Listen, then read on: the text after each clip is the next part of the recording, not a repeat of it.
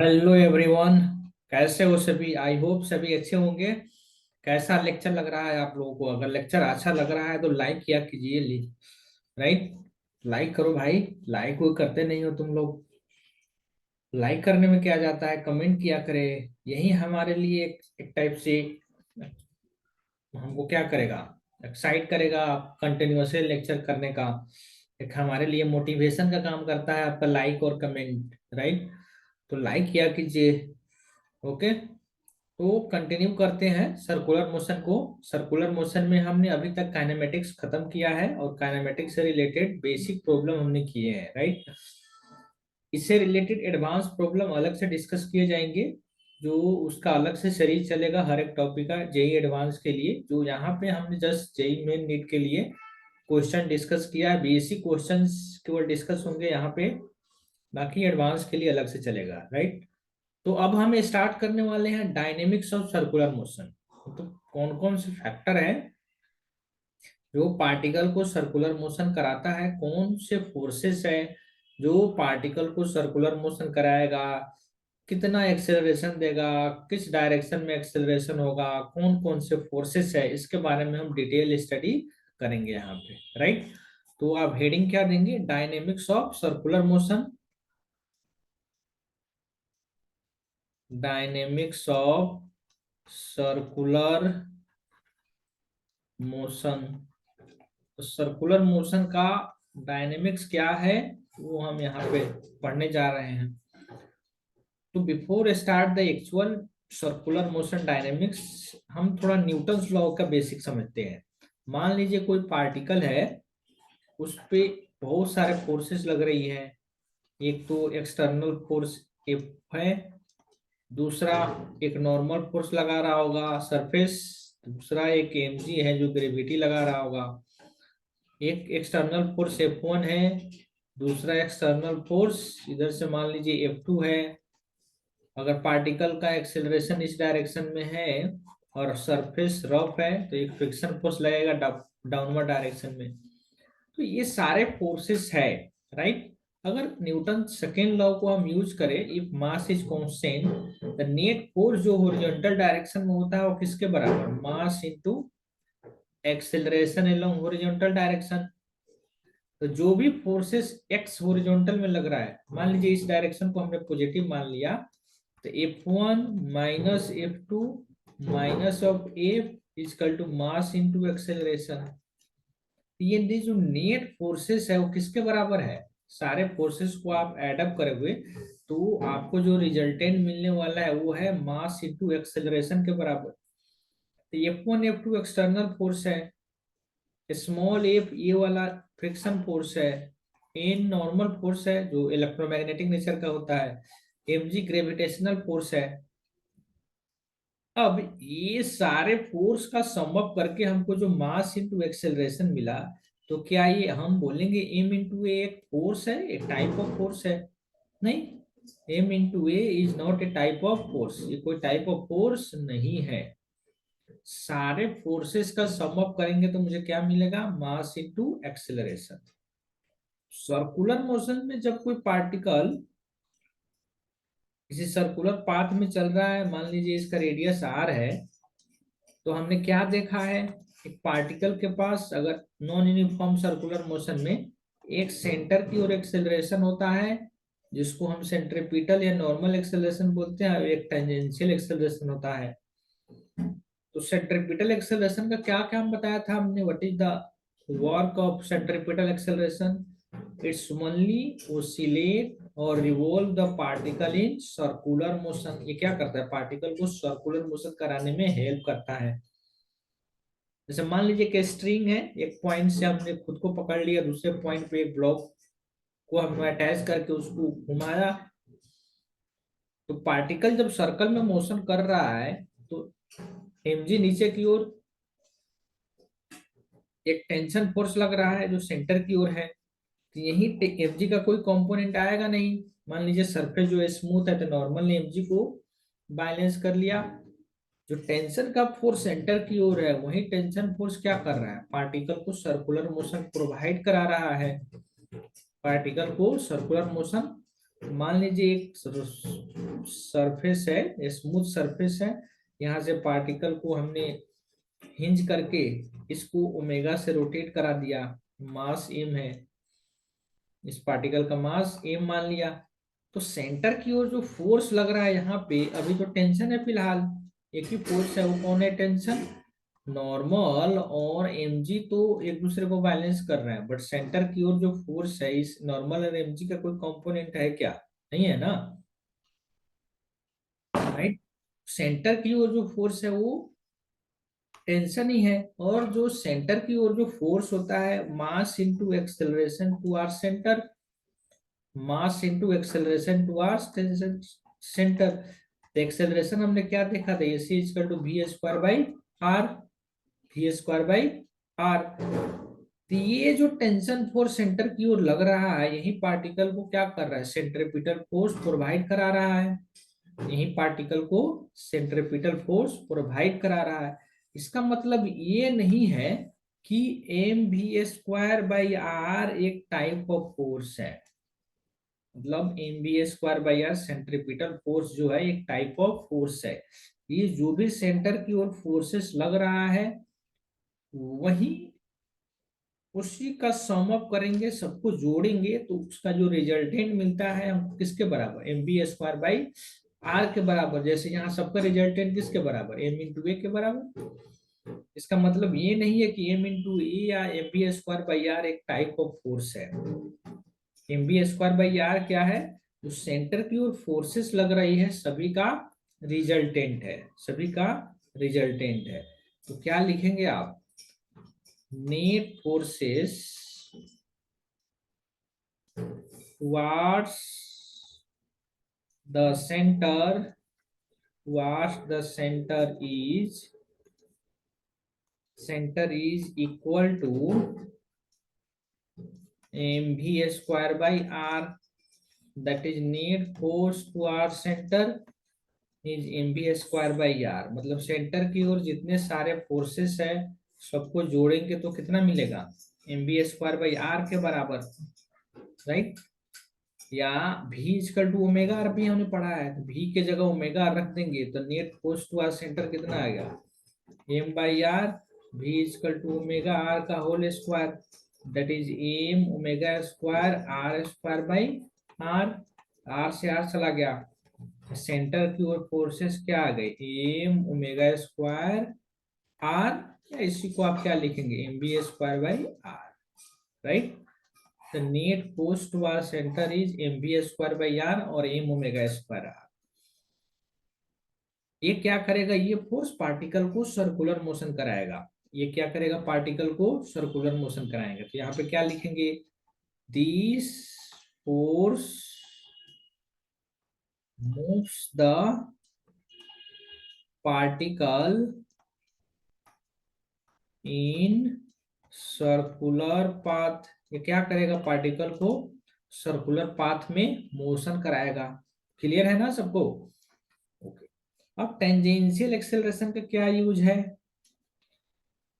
मान लीजिए पार्टिकल कोई मोशन कर रहा है टेंजेंशियल एक्सेलरेशन, तो क्या करता है, अगर tangential acceleration is parallel speed के वेलोसिटी के है, तो it increases the speed, it increases the speed.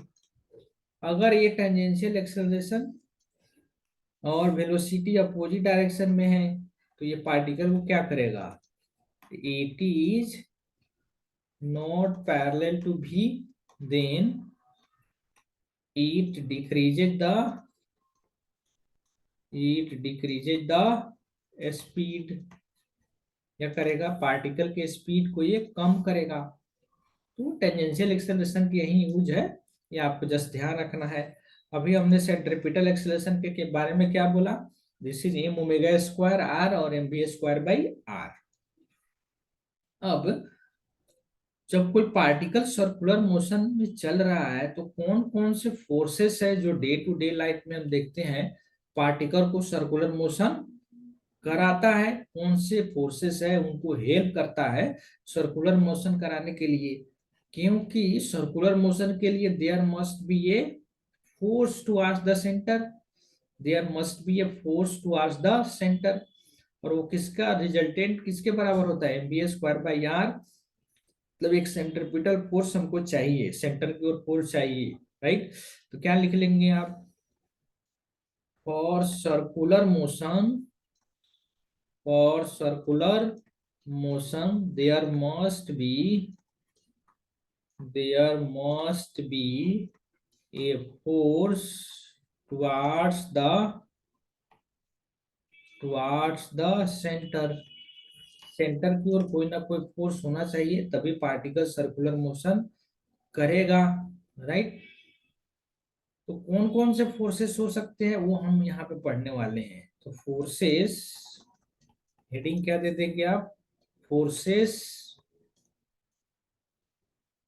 Which are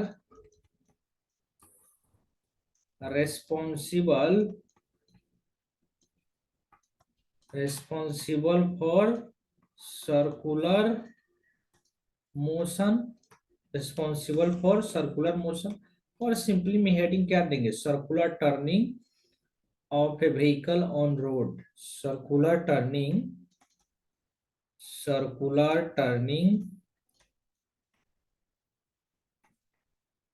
on road. तो इस पे कौन कौन फोर्सेस हमको हेल्प करेगा सर्कुलर टर्न कराने के लिए, उसके बारे में स्टडी करने वाले। तो ये जो फोर्सेस है जो जनरली हमारे सिलेबस में है, तो बाई फ्रिक्शन, फ्रिक्शन के हेल्प से भी हम कर सकते हैं circular turn, by normal force, और दोनों का हेल्प मिल जाए तभी हम कर सकते हैं by friction and normal force, both दोनों का हेल्प मिल जाए तो। और नॉर्मल फोर्स, केवल नॉर्मल फोर्स की हेल्प से जो सर्कुलर मोशन होता है उसी को हम बोलते हैं बैंकिंग। ये कैसे आता है नॉर्मल फोर्स का कंपोनेंट, बैंकिंग ऑफ रोड। क्या है ये हम डिटेल में पढ़ेंगे, अभी फिलहाल आप लिख लीजिए क्या है बैंकिंग ऑफ रोड। अब वन बाय वन करके इसको हम स्टडी करने वाले हैं कि फ्रिक्शन कैसे हेल्प करता है पार्टिकल को सर्कुलर मोशन कराने के लिए, नॉर्मल फोर्स कैसे हेल्प करता है अगर केवल नॉर्मल ही लगे, अगर केवल फ्रिक्शन ही लगे, तो ये दोनों कैसे हेल्प करेगा पार्टिकल को सर्कुलर मोशन कराने में। जब दोनों लगने लगे तब दोनों कैसे हेल्प करेगा पार्टिकल को सर्कुलर मोशन कराने में। तो हेडिंग क्या देंगे आप, circular turning by friction only, circular turning by friction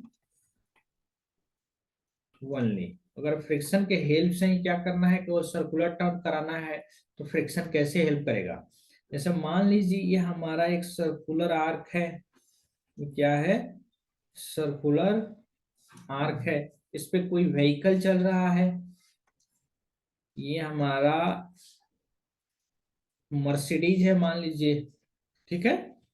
अब ये सर्कुलर पाथ में चल रहा है, ये किस किस पाथ में चल रहा है, सर्कुलर पाथ में चल रहा है।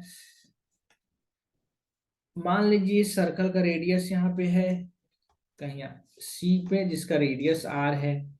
अब पार्टिकल जब सर्कुलर मोशन कर रहा है एक प्लेन सरफेस पे, अब हमने क्या बोल रखा है, सर्कुलर मोशन होने के लिए सेंटर की ओर फोर्स चाहिए,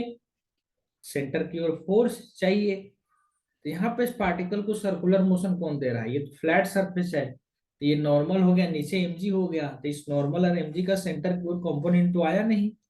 ये आपका मान लीजिए व्हीकल है और इस सरफेस हॉरिजॉन्टल है, तो एक तो नॉर्मल हो गया और दूसरा नीचे एमजी, तो ये तो नॉर्मल और एमजी एक दूसरे को बैलेंस कर रहे हैं, तो सेंटर की ओर फोर्स कौन प्रोवाइड करा रहा है।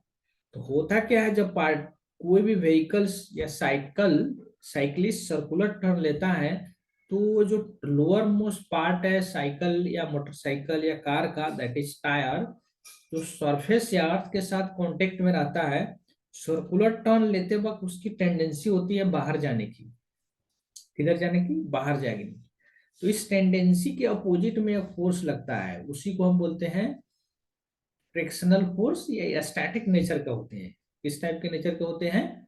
स्टैटिक नेचर के होते हैं, राइट। तो क्या लिखेंगे आप? When A vehicle turns circular,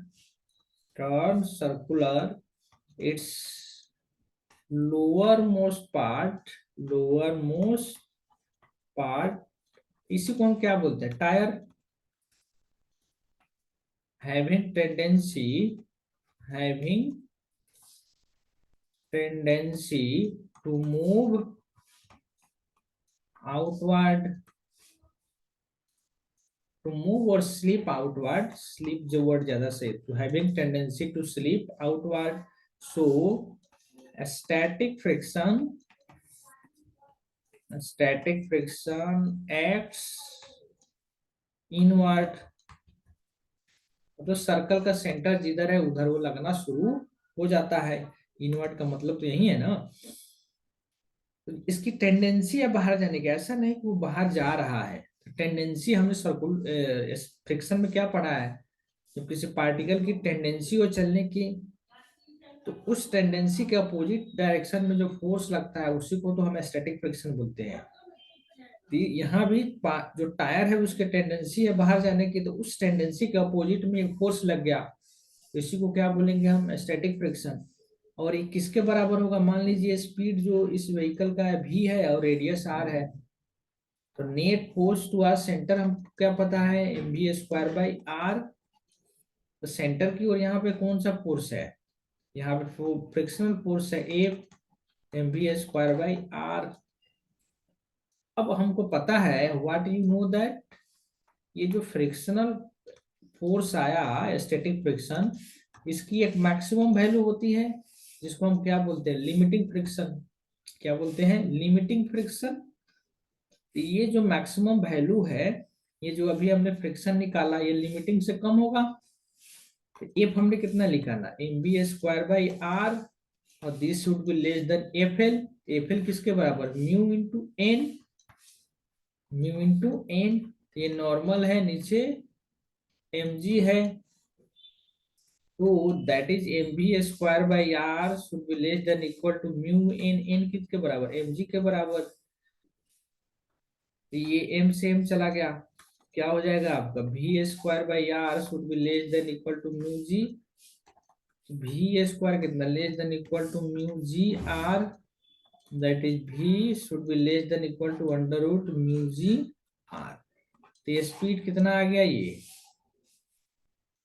कितना आ गया speed? v should be less than equal to mu G R. Speed आ गया आपका less than equal to mu G R. इसको ध्यान रखना आपको। ये क्या है? Mu v। तो v की मैक्सिमम वैल्यू अगर पूछा जाए तो कितना हो गया?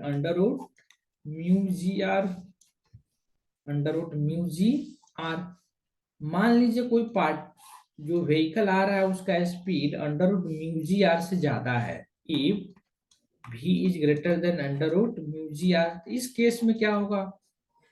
जो पार्टिकल इससे ज्यादा स्पीड में आएगा तो फ्रिक्शन फोर्स की एक मैक्सिमम वैल्यू है, उससे ज्यादा वो फ्रिक्शन फोर्स प्रोवाइड नहीं करा सकता है। कितनी वैल्यू है? Mu into N. उससे ज्यादा फ्रिक्शन प्रोवाइड नहीं करेगा तो गाड़ी क्या होता है? जनरली स्कीड करता है बाहर की ओर। जैसे देखते होंगे आप, जैसे ही टर्न करते हैं बहुत हाई स्पीड, तो पिछला पोर्शन जो है पीछे की ओर घसीट मारकर बाहर जाता है, उसी को क्या बोलते हैं? स्कीडिंग।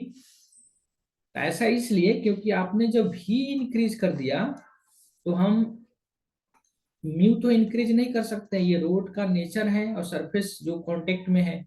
जी को हम चेंज नहीं कर सकते हैं, तो आर ही को चेंज करना पड़ेगा। तो जब आपने इसको बढ़ाया है तो आर को भी बढ़ाना पड़ेगा। तो ऑब्वियस सी बात है, गाड़ी किधर की ओर स्किड करेगा? बाहर की ओर। तो क्या लिखेंगे? v is greater than mu G R, then vehicle will skid outward, outward so that radius increases so that radius increases, right. तो किधर की ओर मूव कर जाएगा, वो बाहर की ओर। तो ये ध्यान रखना है आपको। अगर कोई केवल फ्रिक्शन लग रहा है, अगर केवल फ्रिक्शन लग रहा है, तो इस केस में फ्रिक्शन कैसे हेल्प करता है सर्कुलर टर्न कराने के लिए। ओके, अब हम नेक्स्ट देखते हैं बाई बी पार्ट में क्या देखेंगे, बाई नॉर्मल और बैंकिंग ऑफ रोड वलनी, बैंकिंग ऑफ रोड वलनी। तो ये कैसे हेल्प करता है सर्कुलर टर्न कराने में, वो हम देखने वाले हैं। तो बैंकिंग का क्या मतलब होता है, आप ध्यान से देखेंगे। जैसे रोड है, मान लीजिए ये हमारा फ्लैट रोड है, ये क्या है, फ्लैट रोड, प्लेन रोड है। एक सेकंड, ये आपका प्लेन रोड है। अब ये प्लेन रोड, ये इधर, ये हम सर्कुलर टर्न ले रहे हैं, प्लेन रोड है। अब होता क्या है बैंकिंग में, अगर ये प्लेन रहा तो नॉर्मल सेंट्रीपिटल फोर्स देता नहीं है, बट इस नॉर्मल का हम बेनिफिट लेना चाहते हैं सर्कुलर टर्न कराने के लिए, जो सेंटर की ओर फोर्स चाहिए। अब फ्रिक्शन तो रिलायबल फोर्स है नहीं, इस पे हम हमेशा रिलाई कर सके। बारिश वगैरह के टाइम में क्या होता है, म्यू की वैल्यू कम हो जाती है। तो म्यू की वैल्यू कम हो जाएगा, मतलब हमको स्पीड मैक्सिमम से फर्दर कम करना पड़ेगा। अगर मेरा स्पीड हाई रहा तो कुछ प्रॉब्लम है, क्योंकि सेंट्रीपिटल फोर्स उतना मिल नहीं रहा फ्रिक्शन से। अब क्या करते हैं इस केस में, रोड जो पहले प्लेन था, हॉरिजॉन्टल था, बैंकिंग में क्या करता है इंजीनियर, बाहर वाला पोर्शन को थोड़ा उठाता है। वो हॉरिजॉन्टल हमारा यही है, बाहर वाले पोर्शन को उठा दिया, थोड़ा लिफ्ट कर दिया। तो लिफ्ट करने, जितने एंगल से इसको लिफ्ट किया जाता है, या जो लिफ्ट किया हमने बाहर वाले पोर्शन को थोड़ा, इसी को बोलते हैं बैंकिंग करना। क्या बोलते हैं, बैंकिंग करना। तो हॉरिजॉन्टल से ये जितना एंगल बनाता है ये वाला रोड, उसको बोलते हैं angle of banking, angle of banking. तो ध्यान देंगे यहाँ पे हमने क्या बोला, ये हमारा हॉरिजॉन्टल रोड था, ये हमारा हॉरिजॉन्टल रोड। अब क्या किया हमने, बाहर वाले पोर्शन को थोड़ा उठाया, मान लीजिए किसी एंगल से हमने इसको थोड़ा लिफ्ट किया। तो बाहर वाले पोर्शन को हमने लिफ्ट किया। मान लीजिए हमारा कोई व्हीकल है जो यहाँ पे है फिलहाल। अब इस केस में जो नॉर्मल होगा, तो normal is always perpendicular to surface, MG तो लग ही रहा है। अब इस सेंटर ऑफ सर्कल इधर है कहीं, हम ऐसे टर्न ले रहे हैं।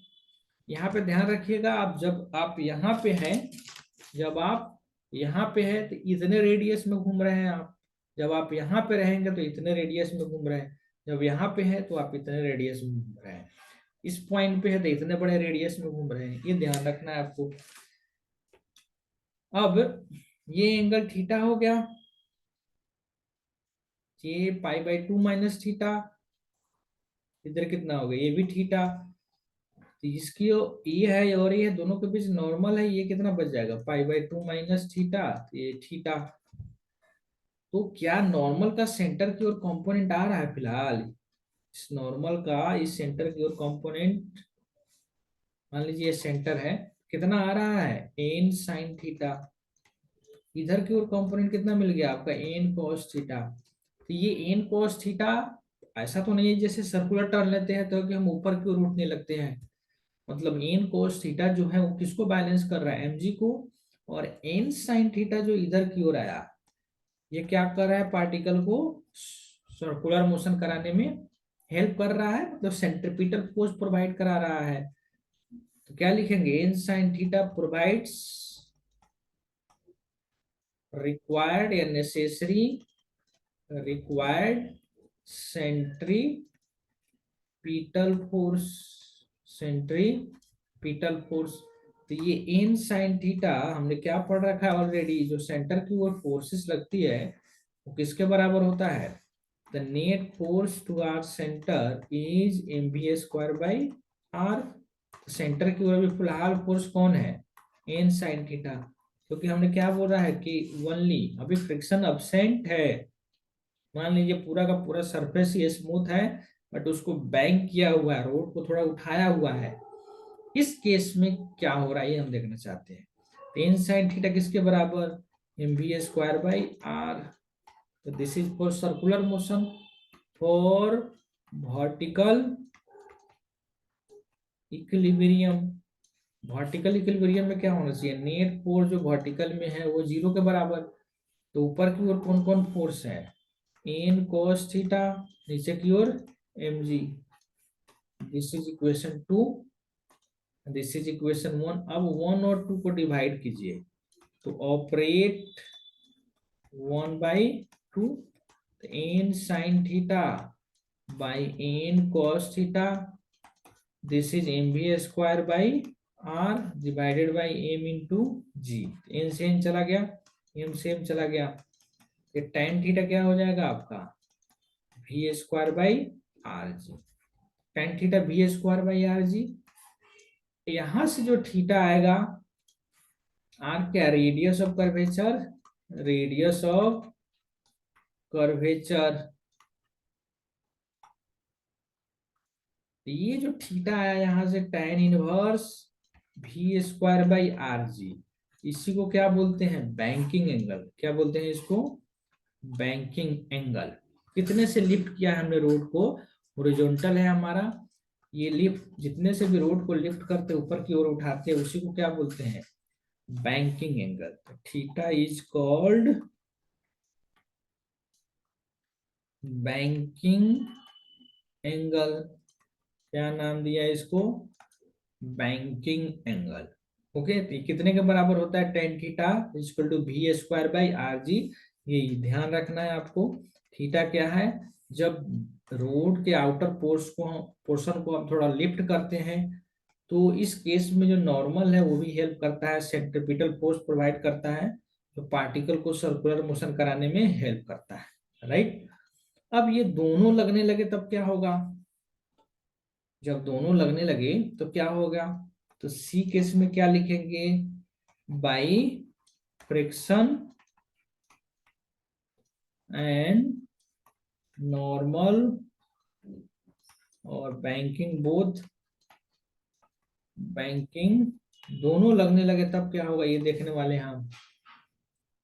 अब मान लीजिए यहाँ पे जस्ट आपको एनालिसिस करना है, आपको एक्चुअली कुछ फाइंड करना नहीं है, होगा क्या जस्ट ये ध्यान देना है। मान लीजिए कोई गाड़ी है यहाँ पे, अब मैं बोल रहा हूं उसका स्पीड v इजकल टू जो है √gr, v जो हमने बोला √gr tan थीटा के बराबर है, gr tan थीटा। तो इस केस में कोई फ्रिक्शन की जरूरत नहीं है, वो गाड़ी जो होगा आराम से सर्कुलर टर्न ले लेगा, गाड़ी जो है आराम से सर्कुलर टर्न ले लेगा। इस केस में फ्रिक्शन की कोई जरूरत नहीं है, राइट। तो no friction is required, no friction is required. B में क्या है, मान लीजिए अगर भी जो हो जाए greater than gr tan theta, speed हमने बढ़ा दिया। अब इस केस में क्या है कि फ्रिक्शन की कोई जरूरत नहीं है, अब स्पीड हमने बढ़ा दिया, तो स्पीड बढ़ा है, भी बढ़ा है, जी और tan थीटा तो बढ़ नहीं सकता है, मतलब आर बढ़ेगा, तभी तो दोनों बराबर होंगे। भी कितना हो गया, √gr tan theta greater than gr tan theta, तो आर बढ़ेगा। तो आर बढ़ने का क्या मतलब है, पार्टिकल अंदर के साइड जाएगा, मतलब ये सर्कुलर टर्न है, तो थोड़ा सा नीचे की ओर स्लाइड होगा या ऊपर की ओर स्लाइड होगा, आर बढ़ेगा तो ऑब्वियसली ऊपर की ओर वो स्लाइड करेगा, तभी तो आर बढ़ेगा। तो ऊपर की ओर स्लाइड करने का क्या मतलब है, फ्रिक्शन किधर लगना शुरू हो गया, अंदर की ओर। फ्रिक्शन किधर लगना शुरू हो गया, अंदर की ओर। तो बैंकिंग तो हमने ऑलरेडी कर ही रखा है, एक नॉर्मल फोर्स है, दूसरा mg है। अब बाहर जाना चाह रहा है तो फ्रिक्शन फोर्स अंदर की ओर, और कोई फोर्सेस है क्या, नहीं, और कोई फोर्स तो नहीं है। तो भी अगर ग्रेटर देन हो जाए gr tan theta, that is vehicle will move outward, move outward की जगह यहाँ पे हम अपवर्ड भी लिख सकते हैं, जो ये पाथ है उसके बाहर की ओर जाएगा, मूव अपवर्ड ऊपर की ओर, move upward to increase R, so friction force will act inward. Okay, अब क्या करना है, इसके जस्ट डिकम्पोज करके लिख देना है ये फोर्सेस को सेंटर की ओर और वर्टिकल की ओर। मान लीजिए हमारा सेंटर है जिसका रेडियस आर है, तो इस एन का कौन सा कंपोनेंट आएगा, एन साइन थीटा। फ्रिक्शन का इधर कौन सा कंपोनेंट, ये थीटा है, तो एफ कॉस थीटा। तो सर्कुलर मोशन के लिए हम क्या बोले थे, फॉर सर्कुलर मोशन जो सेंटर की ओर फोर्स होना चाहिए किसके बराबर, तो net force towards centre is M V square by R. ये फोर्स कौन कौन है, F cos theta plus N sine theta, यही है ना, ये F cos theta N sine theta equal to M V square by R. एक equation तो ये हो गया। और वर्टिकल इक्विलिब्रियम के लिए क्या करें, ऐसा तो नहीं है सर्कुलर टर्न ले रहे हैं तो हम ऊपर की ओर जा रहे हैं, दैट इज वर्टिकली ये क्या है, इक्विलिब्रियम में है। और वर्टिकल इक्विलिब्रियम और वर्टिकल, तो नेट फोर्स वर्टिकल में कितने के बराबर, जीरो के। क्या हो जाएगा ये, तो इधर की ओर आपका कंपोनेंट कौन कौन आ गया, एन कॉस थीटा, फ्रिक्शन का ये कौन सा कंपोनेंट आ जाएगा नीचे की ओर, एफ साइन थीटा, और एम जी तो नीचे ही है, तो एन कॉस थीटा को क्या लिख सकते हैं, N cos theta is F sine theta plus of M. तो जस्ट आपको इक्वेशन लिखने आना चाहिए, पार्टिकल किधर जाएगा उसके अकॉर्डिंग फ्रिक्शन अंदर लगेगा या बाहर लगेगा, जस्ट इसको डिसाइड करना है आपको, इक्वेशंस लिख देने हैं, राइट। तो अभी हमने क्या देखा, भी अगर ग्रेटर देन हो जाए जी आर टेन थीटा के, तो फ्रिक्शन किधर लगना शुरू हो गया, अंदर की ओर। अगर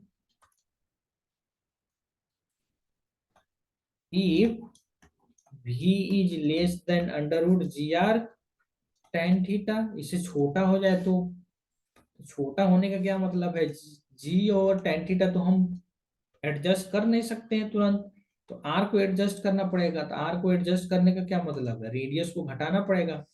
तो रेडियस को घटाने का क्या मतलब है कि पार्टिकल किधर जाने लगा या जिधर जाने की टेंडेंसी है, अंदर डाउनवर्ड डायरेक्शन में, तो फ्रिक्शन फोर्स किधर लग जाएगा इस केस में, अपवर्ड, फ्रिक्शन फोर्स अपवर्ड। अब ये तो एम जी लग ही रहा है, एक नॉर्मल फोर्स भी लग रहा है। अब क्या करेंगे, सारे फोर्सेस को डिकम्पोज कर लेंगे। इधर सेंटर है सर्कल का, ये एंगल थीटा मान रखा है, तो ये भी थीटा, तो कितना pi by two minus theta, और वर्टिकल में कितना थीटा। तो net force towards centre कितना हो जाता है, M V square by R. Centre की ओर फोर्स कौन कौन है, इस एन का एक कंपोनेंट आएगा, कितना आ जाएगा एन साइन थीटा, और फ्रिक्शन का कंपोनेंट इधर आने वाला है, तो ये कितना है एफ कॉस थीटा, तो minus F cos theta equal to M V square by R. तो इक्वेशन ये हो गया आपका फॉर सर्कुलर मोशन। क्या लिखेंगे आप, for circular motion net force towards centre should be equal to M V square by R. For vertical equilibrium, vertical equilibrium क्या लिखेंगे, नेट फोर्स वर्टिकल में क्या होना चाहिए, जीरो। तो कौन कौन कंपोनेंट है, एन का इधर कौन सा कंपोनेंट आएगा, एन कॉस थीटा, फ्रिक्शन इधर है बाहर की ओर, तो फ्रिक्शन का इधर कंपोनेंट कितना, एफ साइन थीटा, तो N cos theta plus F sine theta equal to M G. इसी को क्या करना है, आपको लिखने आना चाहिए कैसे इक्वेशन लिखते हैं, फ्रिक्शन किधर लगेगा, क्यों लगेगा, और बाकी सेंटर की ओर जो फोर्सेस है M V square by R, और वर्टिकली बैलेंस कर लेना है। तो यहाँ पे हमने क्या बोला था, V is less than under root G R tan theta. तो इस केस में क्या होगा, here particle will move, here particle will move या slide inward, so friction will operate outward, so friction will operate outward, किधर लगना शुरू हो जाएगा, वो बाहर की ओर, राइट। तो आई होप ये सब समझ में आ रहा होगा आपको। अगर समझ में नहीं आ रहा है तो कमेंट में बताया कीजिए, लाइक किया कीजिए और अपने दोस्तों के साथ शेयर कीजिए, राइट।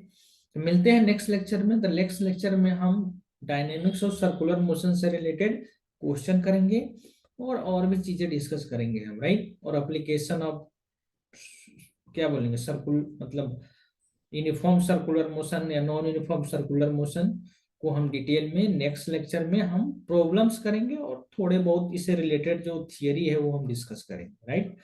तो मिलते हैं नेक्स्ट लेक्चर में, तब तक के लिए आप देखते रहिए लेक्चर और अपने दोस्तों के साथ शेयर कीजिए, कुछ कमेंट करके बताइए अगर कुछ और भी इम्प्रूवमेंट करना है तो, राइट। मिलते हैं नेक्स्ट लेक्चर में, तब तक के लिए गॉड ब्लेस यू।